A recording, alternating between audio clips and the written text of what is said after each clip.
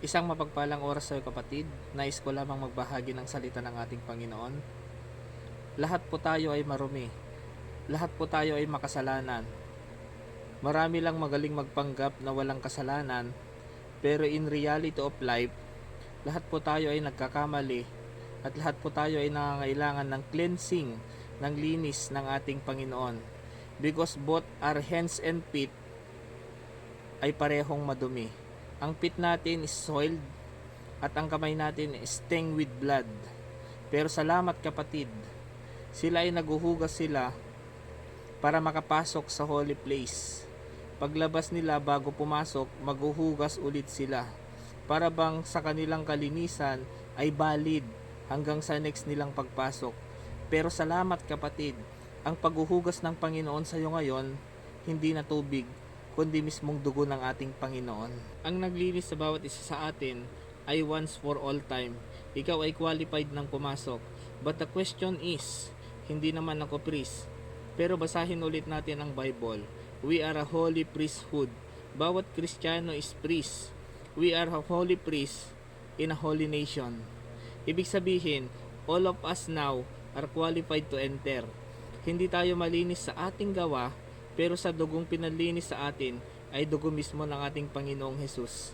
Kung meron man kauhawan at kagutuman sa ating buhay, maaring uhaw ka sa atensyon, gutom ka sa meaning, gutom ka sa purpose, gutom ka sa validation.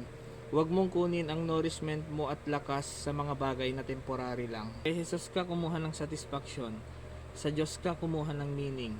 At kung feeling mo unworthy ka, huwag mong kuhanin sa Facebook at Instagram yung validation mo. It is impossible mga kapatid that our stomach is full but our soul is starving. That's why very important to us that was feed in Jesus Christ.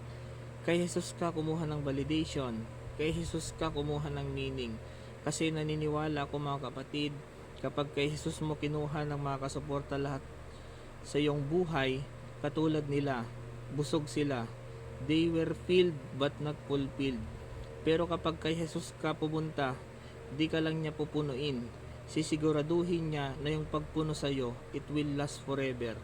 Katulad ng ginagawa ni Kristo, yung ginagawa niyang manna from heaven, yung ginagawa niyang table of showbread, candlestick, pansamantala lamang.